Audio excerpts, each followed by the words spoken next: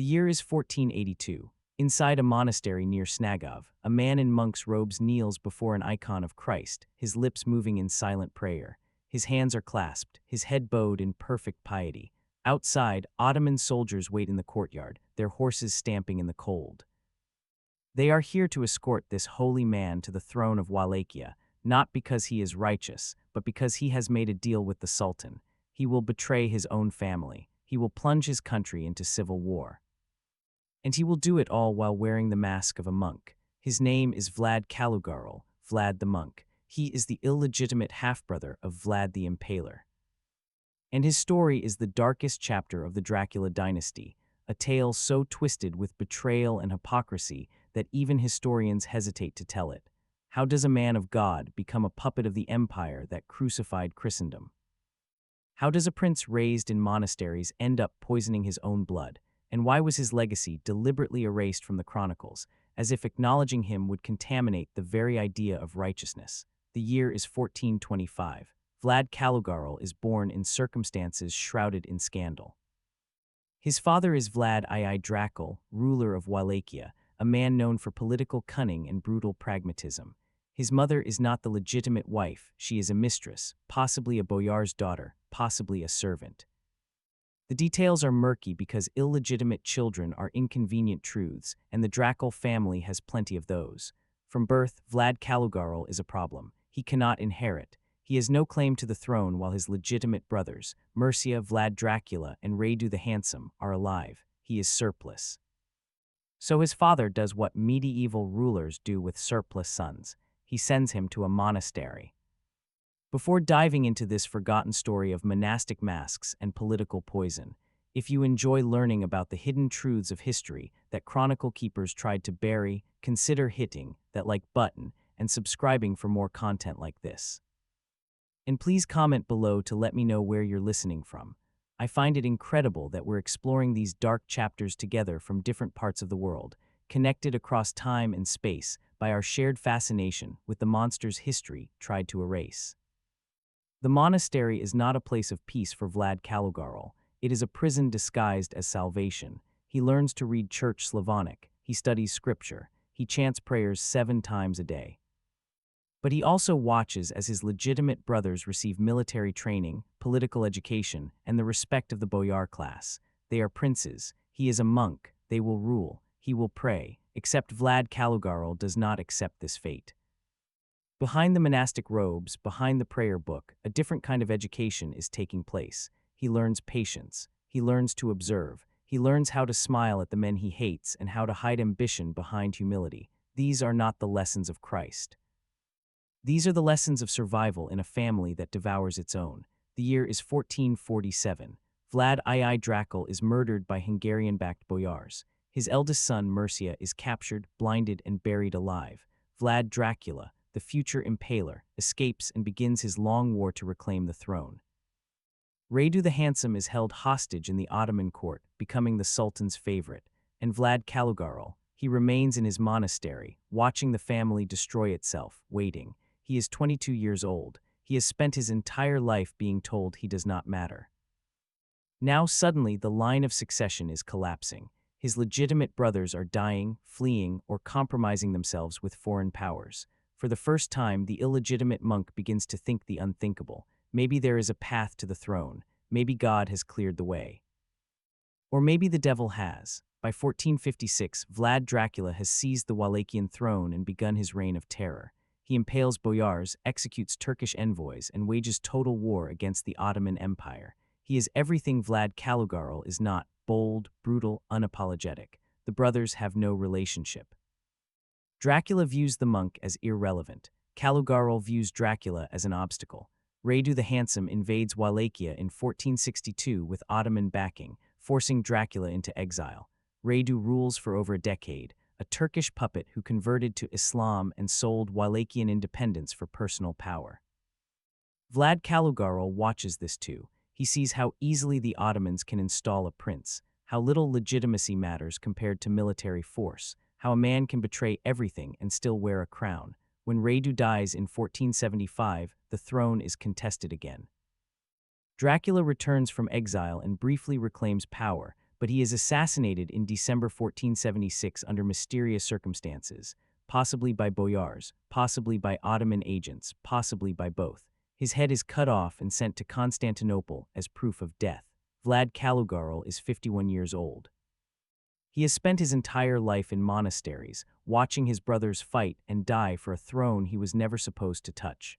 Now, suddenly, the throne is empty. The legitimate line is extinct. And the Ottomans are looking for a new puppet prince who will be easier to control than the madman they just killed. This is the moment Călugărul makes his choice. He takes off his monk's robes, picks up a sword, and rides to the Ottoman border with a proposal. I will rule Wallachia as your vassal. I will pay tribute. I will keep the boyars in line, and in exchange you will put me on the throne. The Ottomans accept. Not because they trust him, but because they need someone, anyone, who is not Vlad Dracula or another fanatic ready to start another war. The date is November 1481. Vlad Călugărul enters Targovist, the Wallachian capital, escorted by Ottoman soldiers. The boyars who greet him are confused.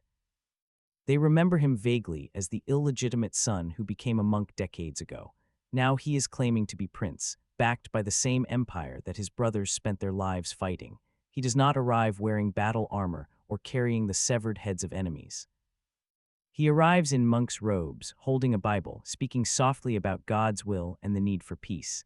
It is a performance, a calculated facade, and it works because Wallachia is exhausted from 40 years of war, but the performance does not last long. Within months, Călugărul begins behaving exactly like the tyrants he replaced. He executes boyars who question his legitimacy. He raises taxes to pay Ottoman tribute. He allows Turkish troops to garrison in Wallachian fortresses. And when rival claimants to the throne emerge, backed by Hungarian or Polish interests, he invites them to negotiations and has them poisoned. Contemporary chronicles describe him as the false monk, a man who uses religious piety as camouflage for political murder. One account claims he personally administered poisoned communion wine to a rival prince during a church service, watching him collapse at the altar before calmly resuming the liturgy. Is this true? The sources are hostile, written by enemies who had every reason to demonize him. But the pattern of suspicious deaths during his reign is undeniable. Rivals die suddenly. Allies betray each other inexplicably. Bodies are found in rivers with no wounds, suggesting poison. And through it all, Vlad Călugărul maintains his image as a man of God, praying publicly, founding churches, commissioning icons. The hypocrisy is breathtaking. He collaborates with the Ottoman Empire, the greatest threat to Christian Europe, while styling himself as a defender of the faith. He has men executed for treason while plotting treason himself. He lectures about humility while demanding absolute obedience. He is everything his brother Vlad Dracula was, but with a veneer of holiness that makes the brutality somehow worse. The boyars begin to turn against him. They see through the performance. They realize that the monk is just another tyrant, and worse, he is a tyrant who cannot even defend the country. When Ottoman raiding parties burn villages, Călugărul does nothing, citing his treaty obligations. When Hungarian troops cross the border, he retreats to his monastery and waits for the Sultan to send reinforcements. He is weak, he is despised, and weakness in Wallachia is a death sentence. The year is 1495. Vlad Călugărul has ruled on and off for 14 years, constantly deposed and reinstated by whichever foreign power currently controls the region. He has survived longer than any of his brothers, not through courage, but through cowardice. He bends to every demand. He betrays every ally. He prays to God while serving the devil, but the boyars have had enough. A conspiracy forms, not in shadows this time, but openly. The great families of Wallachia meet and agree. The monk must die, not for his sins against the people, but for his weakness. For making Wallachia a laughingstock, for proving that even a prince in monk's robes can be bought by the Turks. The assassination is swift. On a cold morning in November 1495, Vlad Călugărul is ambushed while traveling between monasteries. The boyars do not bother with trials or accusations. They simply cut him down on the road, leaving his body for the crows. No grand tomb, no memorial, just a corpse in a ditch, abandoned like the principles he claimed to serve. If you're finding this tale of religious hypocrisy and political poison as disturbing as I am, alike really helps share these forgotten horrors with more people who need to understand that history's monsters did not always carry swords. Sometimes they carried prayer books. The Ottoman Empire does not avenge him. The church does not mourn him. His own family does not acknowledge him. Vlad Călugărul dies as he lived, irrelevant except as a cautionary tale. But the question remains, was he truly a power-hungry opportunist who used religion as a weapon? Or was he a survivor doing what he had to do in an impossible situation? Consider the context. Vlad Călugărul was born illegitimate in a family where legitimacy was everything. He was exiled to monasteries while his brothers received thrones. He watched his father murdered, his brothers destroyed, his country torn apart by empires. He spent 50 years as a footnote in other men's stories, and when he finally had a chance at power, he took it, using the only tools he had: deception, patience, and the appearance of piety. Is that villainy, or is that just survival in a world that gave him no other options? The chronicles call him the false monk, but they also called his brother Vlad Dracula a monster, and history turned Dracula into a legend. Perhaps the difference is not morality, but mythology.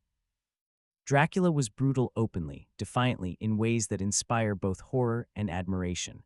Călugărul was brutal quietly, hypocritically, in ways that only inspire disgust. There is no statue of Vlad Călugărul in Romania. No monastery bears his name with pride. The churches he founded attribute their construction to other patrons, as if his money was tainted. Even the location of his grave is unknown, possibly a monastery near Snagov, possibly a ditch somewhere in the Wallachian countryside, possibly lost entirely to time and deliberate forgetting. He wanted to be remembered as a man of God. Instead, he is remembered, when he is remembered at all, as the prince who betrayed his father, his brothers, and his country for a throne he was never meant to have. But perhaps that is the real lesson of Vlad Călugărul.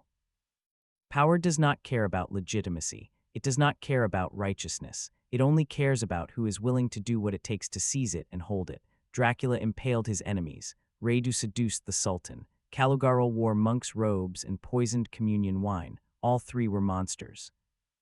All three were princes, and all three died violently, betrayed by the same systems they tried to manipulate.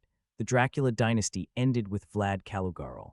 After his assassination in 1495, Wallachia descended into decades of chaos, with rival boyar families fighting over a throne that no longer meant anything. The country became a permanent Ottoman vassal state, its princes chosen by the Sultan, its independence a legal fiction.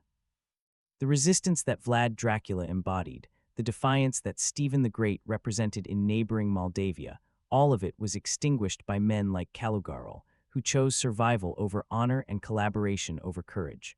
Modern historians debate his legacy. Some argue he was a victim of circumstance, a man trapped by the accident of his birth. Others argue he was a calculating opportunist who exploited religious authority to justify atrocities. The truth is probably both. People are not simple. History is not simple. And the monsters we create are often more complex than the legends we tell about them. If you found Vlad Călugărul's story as twisted as I did, please give this video a like. It really helps the algorithm share this hidden history with more people who need to know that sometimes the most dangerous villains are not the ones with swords and stakes, but the ones with prayer books and poison. And if you want to dive deeper into the dark, forgotten corners of the Dracula dynasty and the medieval world that created these monsters, make sure you're subscribed. I have a question for you to answer in the comments. If you had been born illegitimate in Vlad Călugărul's position, denied the throne, exiled to a monastery watching your brothers destroy each other, would you have stayed a monk, or would you have done whatever it took to seize power? Even if it meant betraying everything you were raised to believe. I read every comment, and I'd love to hear whether you think survival justifies collaboration, or if some lines should never be crossed no matter the cost. Next time, we're uncovering the story of the queen who commanded armies, rewrote the laws of succession, and terrified 3 empires, but was erased from Western chronicles simply because acknowledging her power would shatter every assumption about women's roles in medieval warfare. You won't want to miss it. Vlad Călugărul died in a ditch in November 1495, abandoned by the empires he served and the god he claimed to worship. No crown on his head, no prayers at his funeral, just silence and the slow, deliberate erasure of his name from history. But his story endures as a reminder that the most dangerous betrayals are not the ones committed with swords, but the ones committed with smiles, with prayers, with the appearance of righteousness masking the reality of ambition. He was the prince who betrayed his father for the sultan. The monk who poisoned his rivals at the altar, the forgotten brother who proved that sometimes the greatest monsters are not the ones who impale their enemies, but the ones who kneel before God and lie.